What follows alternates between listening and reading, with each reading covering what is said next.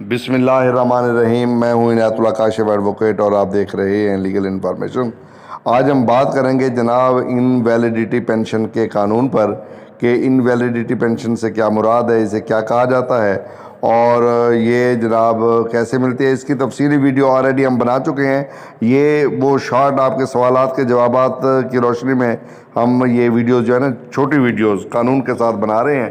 تو انویلیڈیٹی پینشن جو ہے اس کا سیکشن یاد کر لیجئے 23 اور employees old age benefits act 1976 کا دفعہ 23 کے تحت انویلڈ پینشن جو ہے انویلیڈیٹی پینشن دی جاتی ہے۔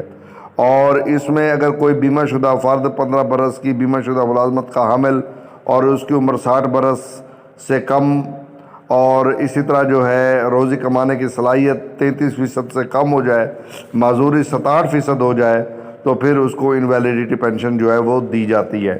یعنی 67% انویلڈ ہونا ضروری ہے اور جسمانی معذوری جو ہے اگر اس کو لگ جائے تو اس کی تمام تر تفصیل ہم ایک تفصیلی ویڈیو میں آپ لکھیں گے انویلیڈیٹی پینشن تو میری وہ ویڈیو جو ہے وہ آ جائے گی۔ آئی کون میں بھی میں اس کو دے رہا ہوں، آئی کون سے بھی اس کو آپ کلک کر کے دیکھ سکتے ہیں۔